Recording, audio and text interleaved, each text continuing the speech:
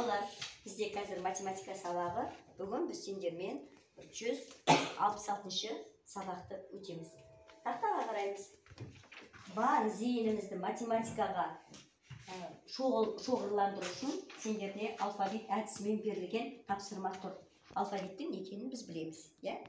Ендеше маған 24 деген сан бірінші тұрғасан, осы 24 санына байланысты көбейту амалына өрнекті бар мүмкін болатын өрнектерді айтамыз. Кәне кім айтам дейді? Сәлдат айта ғой. 8 жерде тұрдым. Ой, 8 жерде үшім. 8 жерде үшім. Жақсы. 6 жерде үшім. Отырдым. Жақсы. Нұрали. Өрнекке көбейтеміз. Жақсы. 2 көбейту 12. Өте жақсы. Тағы да. 4 көбейту 6. Жақсы. 3 жердегі 8. Жақсы, өте жақсы. Келесі санымыз 420. 420-ға байланысты бар мүмкін болатын көбейту амалдары. Фатима. 60-қа 7-ні көбейтеміз. Келісесің. Келісем. 70-ке 6-ны. Жақсы. 74. 210-ды көбейтеміз 2-ге. Өте жақсы. 2-ні 210-ға. Жақсы. 7-ні 60-қа. 7-ні 60-қа көбейтеміз. Жақсы балалар. Өте жақсы. Ендеше балалар, келесі тапсырмамызға көшейік. Балалар, кітабымыздың 131-ші беттегі номер 1-ші есепке назар аударамыз. Бұл тапсырманы біз жүкпен орындаймыз. Жүкта ақылдаса отырып, жоқ, яғни сұрақ белгісінің орнына қандай сан қойылатынын тез ғана ақылдасып жүріңдер. Ойлануға 1 минут уақыт. Болған сұрақтар, қол көтеріп жауап береміз.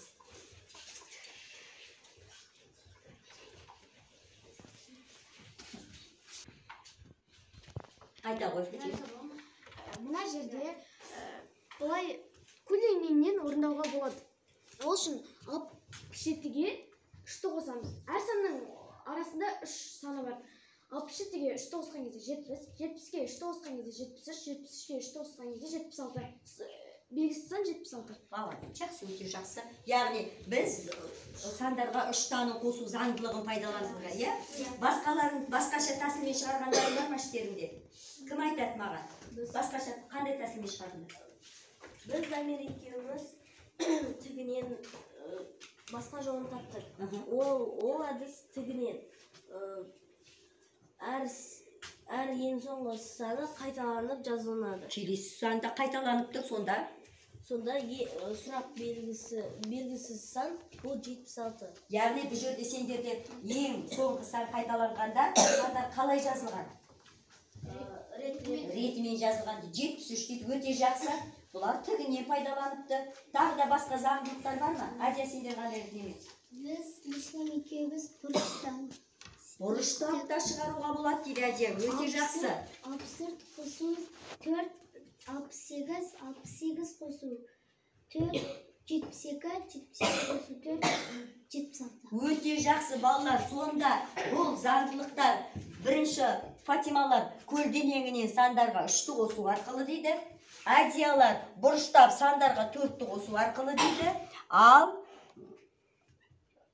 Дамир мен Нұрдана қатар-қатарынан ең соңғы сан келесінде қайталанады дейді. Сандар ретімен жазылғанда 76 дейді. Балалар, келесі санға тура жаңағы әдістерді пайдаланып отырып неше деп ойлайсыңдар? 33. 33 өте жақсы. Яғни сандар тігінен жазылғанда реті бойынша жазылған, көлденеңінен жазылғанда 3 сан қосылып отырған. Өте жақсы.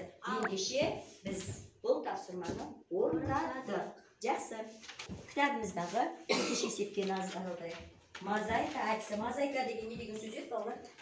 Құрастыру. Ендеше қазір номер 2-ші есептің берілген жақсылап тұрып оқимыз. Маға дауыстап оқиды. Нұрдана дауыстап оқып бере қойшы ма? Есепті шығар. Мектепте 3000 килограмм қағаз қалдығы жиналды. Оның 6-да 1 бөлігін төменгі сынып оқушылары жинады. 5-8 sınıf оқушылары олардан 278 килограмм артық жинады. Ал қалғаны жоғары сынып оқушыларының үлесіне тиді. Жоғары сынып оқушылары неше килограмм қағаз қалдықтарын жинады? Жақсы, балалар есепте не туралы айтылады?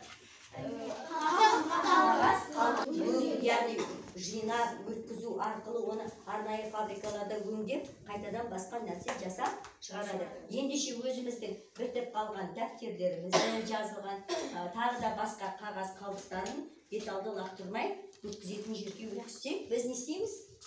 Табиғатта Өте жақсы балалар. Жақсы. Ендеше бірінші қатардың балалары Нұрмұхамед пен Мұхамед-Әлі ұрланып топта осы есептің қысқаша берілгенін жазып шығарылуын мынаған жазып шығарыңыздар. Тез топта ақылдаса болыңдар. Балалары, сендерде қағазда берілген есептің шартымен шешуіне сәйкес келетіндей қылып құрастырасыңдар. Үшінші қатардың балалары топта ақылдасын.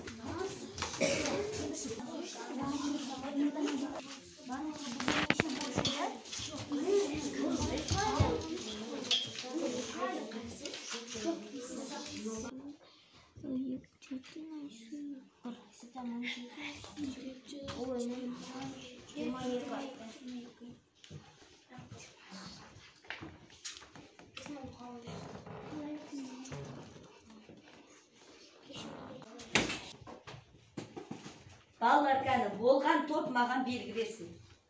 Жақсы. Бірінші топ пен үшінші топ. Болдыңдар ма? Жақсы. Үшінші топ.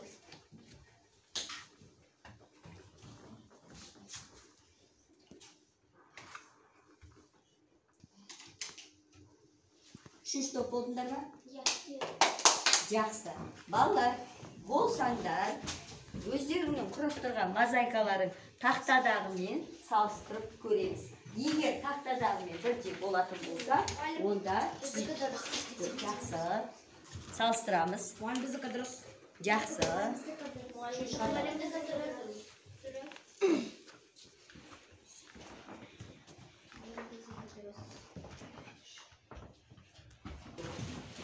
Балалар өте жақсы құрастырдыңдар мозаиканы, шығарған есептерің дұрыс. Ендеше тез тақтадағы есепті дәптерімізге көшіріп аламыз.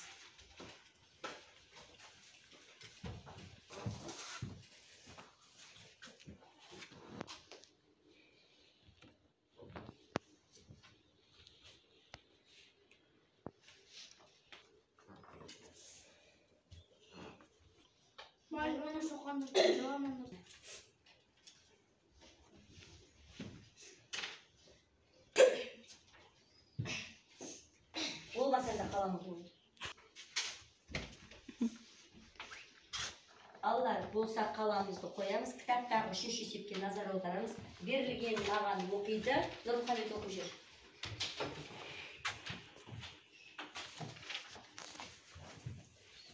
Өрнектерді ықшамда. Жақсы. Өрнекті ықшамдау дегеніміз не? Айнымалысы бар өрнектердегі амалдарды істеу қолдан.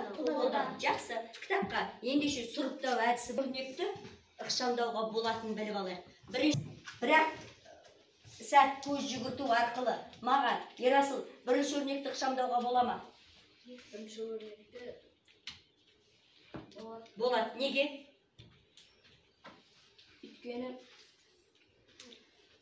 Өйткені кім айтады маған? Кім түсіндіріп жетті? Нұрали?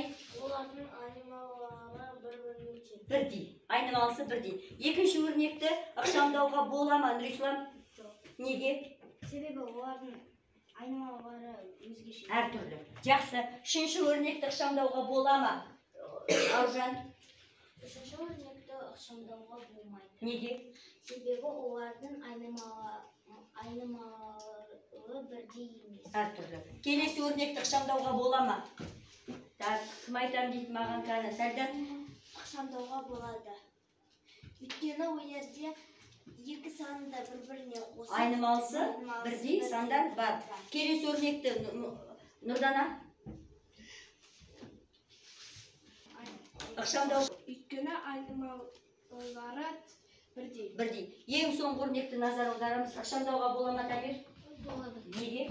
Оны екі саны Айнымалысы айнымалысы бірдей. бірдей. Ендеше балалар, айнымалысы бірдей өрнектерді дәптерімізге ықшамдап жазамыз. Бірінші өрнекті маған келіп жазады. Нұрдана келіп жаза ғой.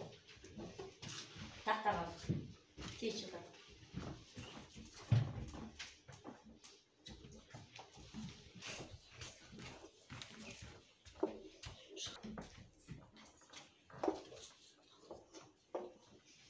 Қалғанымыз орнымызда отырып орындаймыз. Бұндай өрнектерді біз шығару білетіміз.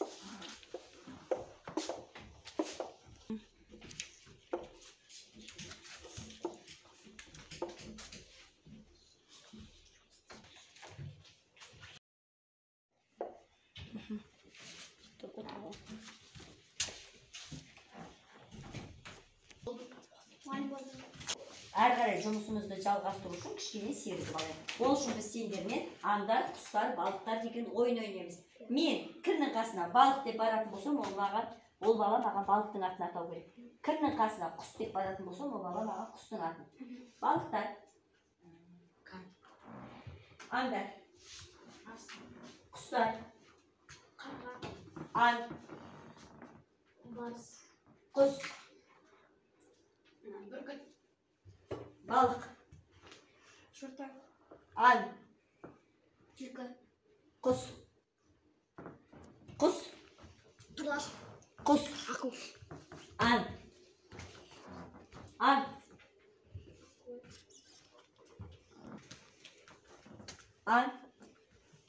Аю. қасқыр, құс, Торғай. аң, Барыс. құс, аң. Ал балалар, оқулықпен жұмыс істейік. Кітабымыздағы 132 беттегі номер 4 есепке назар аударамыз. Берілген Кәусар оқи ғой. Графикті оқы. График бойынша өз сұрақтарыңды құрастыр. Жақсы, біз сендермен графиктермен жұмыс істеу білетіміз. Графикте бұл жерде не берілген? Не берілген? Ауа температурасы. Жақсы, ауа температурасы берілген және тәуліктің уақыттары берілген. Мынандай, осы графикті пайдалана отырып маған тез жылдам сұрақ құрастыруға кім айтады? Қандай сұрақ құрастыруға болады? Аружан? Таңғы 5-те ауаның температурасы неше градус? Жақсы, Аружанның сұрағына кім жауап береді? Таңғы 5-те ауаның температурасы неше градус дейді? Кім жауап береді маған? Нұрмұхамед? 7 градус. Таңғы, толық жауап беріп өш, таңғы 5-те. Таңғы 5-те 7 градус болды. Жақсы, өте жақсы. Тағы кім сұрақ, Фатима? Сағат кешкі 6-да ауа температурасы қанша болады? Неше градус? Кешкі сағат 6-да 7 градус болады. Жақсы. Енді қараңдар балалар, есептің сұрағын оқыңдаршы, маған не дейді? Бұл график. Ауа температурасы. Ауа температурасы. Күндізгі сағат 12-де ауа температурасы қандай болды? Жақсы, күндізгі сағат 12-ні тауып беріңдерші маған графикте. Ол не деп тұр ол жерде? 600. Ендеше балалар, бізде қазақ халқында күндізгі сағат 12-ні кейде не деп айтады? Тал түс деп айтады екен. Жақсы, тал түсте, яғни сағат 12-де ауа температурасы неше градус? 9 градус. Енді қараңдар балалар. Күндізгі сағат 2-де ауа температурасы қанша? Күндізгі сағат 13. Мынандай сұраққа жауап беріңдерші. Бұл жерде ауа температурасының ең жоғарғы шкаласы сағат неше? Сағат 2. Күндізгі сағат 2. Жақсы балалар.